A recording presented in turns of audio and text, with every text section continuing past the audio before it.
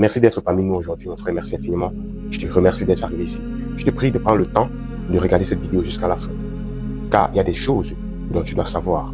Tu es en train de basculer, sans que personne ne vous le dise clairement. Aujourd'hui, ce ne sont plus seulement des conflits militaires qui redessinent la planète, ce sont les routes du commerce, les corridors stratégiques et le contrôle des flux mondiaux qui deviennent les nouvelles armes de puissance. Pendant que les tensions explosent entre l'Iran, les États-Unis et Israël, un autre combat, beaucoup plus silencieux, est en train de se jouer, celui du contrôle des routes entre l'Europe, l'Asie et le Moyen-Orient. Dans ce contexte explosif, une déclaration vient de tomber.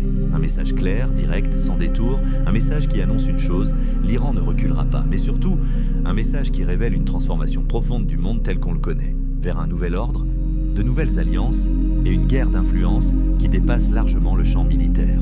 Écoutez attentivement.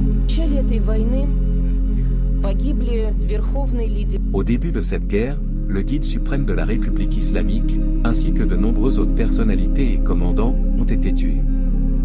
De nombreux sites d'infrastructures économiques, des installations énergétiques à caractère civil, ainsi que des monuments historiques ont été attaqués.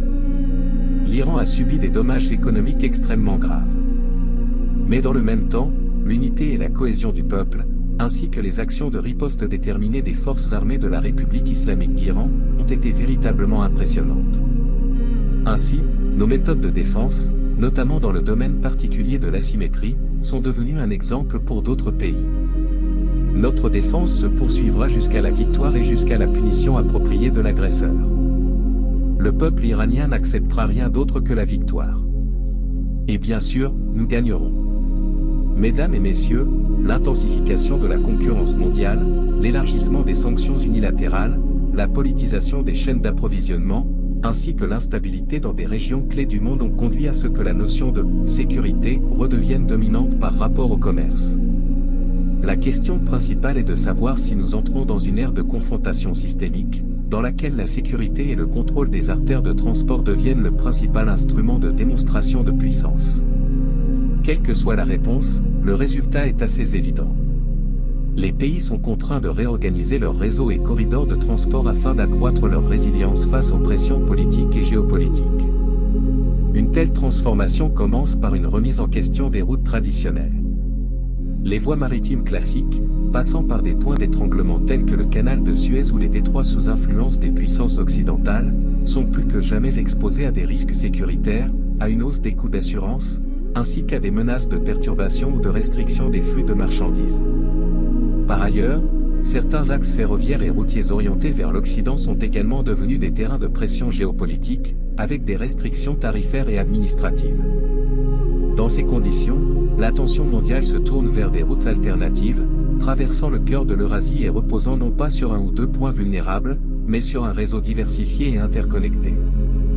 Dans ce contexte, le rôle de la Fédération de Russie, en tant que puissance dont le territoire constitue un pont naturel entre l'Europe, l'Asie et l'Arctique, prend une importance particulière. La politique de transport de la Russie, dans cette nouvelle réalité, n'est plus simplement sectorielle, mais devient une stratégie nationale visant à renforcer l'intégrité territoriale, améliorer la qualité de vie des citoyens et accroître le poids géoéconomique du pays dans le monde. Le développement des corridors longitudinaux d'ouest en est, et transversaux du nord au sud, tels que le transsibérien, la route nord-sud et la zone arctique, constituent un véritable instrument permettant de renforcer à la fois le commerce et la sécurité. La République islamique d'Iran dispose d'une position géographique unique reliant l'Asie centrale, le Caucase, le Golfe Persique et l'océan Indien, ce qui joue un rôle complémentaire et synergique par rapport à la Russie. L'Iran, au sud de cette architecture eurasiatique, peut jouer le même rôle que la Russie au nord, transformer sa position géographique en avantage géoéconomique, afin de créer des routes sûres, courtes et diversifiées pour les flux commerciaux. Cette convergence d'intérêts crée une base solide pour une coopération stratégique dans le domaine des corridors et des politiques de transport. Une coopération bénéfique non seulement pour la Russie et l'Iran, mais pour l'ensemble de la région eurasiatique. La connexion de corridors tels que le transsibérien ou la route maritime du Nord avec des axes méridionaux passant par l'Iran vers le Golfe Persique et l'océan Indien constitue une base solide pour un réseau stable et multimodal. Un réseau capable de réduire la pression sur les routes maritimes traditionnelles et de permettre à des acteurs indépendants de développer leurs échanges sans dépendre de canaux ou de structures monopolistiques existants. Le corridor international de transport, Nord-Sud, est, dans ce contexte, l'un des axes clés reliant le Nord et le Sud. Nous accordons une grande importance à la géométrie globale des corridors, et le Nord-Sud en est une composante essentielle. Sa structure multimodale, combinant transport maritime, ferroviaire et routier, permet d'acheminer efficacement les marchandises en contournant les zones à haut risque, avec des délais et des coûts compétitifs, tout en renforçant le contrôle et la sécurité des infrastructures critiques des pays participants. L'impact de ce corridor est multiple. Le premier segment, au nord, relie via le Turkménistan et le Caucase à l'Iran. À travers Zaïdan et Mirjaveh, il peut se connecter au Pakistan et à l'Est, et ainsi, si les questions politiques sont résolues, permettre une connexion avec l'Inde. Le second itinéraire passe par la mer Caspienne. La mer Caspienne est une mer de paix et de stabilité, et il est nécessaire que tous les pays riverains condamnent et empêchent l'agression du régime sioniste et des États-Unis. Le troisième axe passe par la Russie, l'Azerbaïdjan et l'Iran, où l'Iran, en se connectant via Chalanché et Bassora, peut prolonger le corridor vers les pays arabes et, au-delà, vers l'Afrique. Ainsi, ces corridors, par leur diversité, peuvent réellement renforcer la compétitivité et la sécurité des pays participants. Ils permettent d'éviter les points d'étranglement critiques. En termes d'interaction, ils contribuent à renforcer les réseaux de coopération économique, culturelle et technologique dans toute la région. Dans ce contexte, la coopération entre l'Iran et la Russie joue un rôle clé et peut conduire à la création d'un réseau de transit stable et indépendant à l'échelle régionale. Outre les infrastructures, la dimension financière et institutionnelle est également essentielle.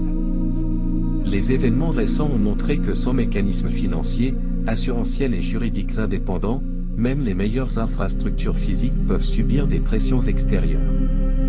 À cet égard, les initiatives menées dans le cadre des BRIC, de l'UE et d'autres mécanismes régionaux visant à créer des systèmes de paiement en monnaie nationale, des fonds d'assurance indépendants pour sécuriser les transports, ainsi que des cadres juridiques communs sont un complément indispensable au développement des nouveaux corridors. L'Iran et la Russie partagent également des intérêts communs dans ce domaine et disposent de larges perspectives de coopération. Cette synergie envoie un signal clair, Moscou et Téhéran, en collaborant dans la planification et la mise en œuvre de corridors, peuvent non seulement renforcer leur propre résilience, mais aussi proposer un nouveau modèle d'interaction équilibré face aux politiques unilatérales. En conclusion, la question posée par cette session est pleinement justifiée. Entrons-nous dans une ère où la sécurité domine le commerce? Ces évolutions invitent-elles à la passivité? Au contraire, elles nous appellent à repenser notre rôle dans la nouvelle architecture mondiale.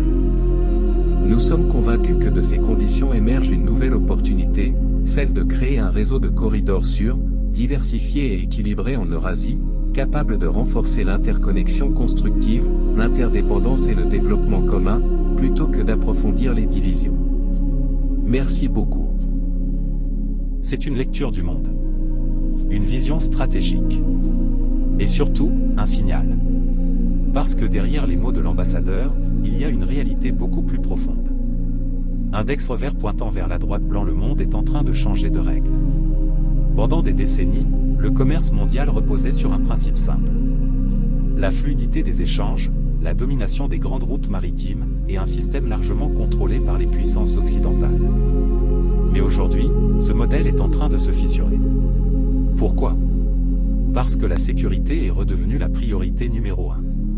Et quand la sécurité passe avant le commerce, tout bascule. Les détroits, les canaux, les routes maritimes autrefois symboles de mondialisation deviennent des points de vulnérabilité. Des zones sous tension. Des leviers de pression. Et c'est exactement là que se joue la nouvelle bataille. Ce que propose l'Iran, avec la Russie, ce n'est pas seulement un projet économique. C'est une alternative. Une tentative de redessiner les routes du monde. En contournant les zones contrôlées par l'Occident. Le corridor nord-sud, par exemple, n'est pas juste une ligne sur une carte. C'est une stratégie. Relier l'Europe, l'Asie et l'océan Indien sans passer par les points de blocage traditionnels. Réduire la dépendance aux routes maritimes exposées. Et surtout, reprendre le contrôle. Parce qu'au fond, la vraie question est là. Qui contrôle les routes, contrôle le commerce. Et qui contrôle le commerce, influence le monde.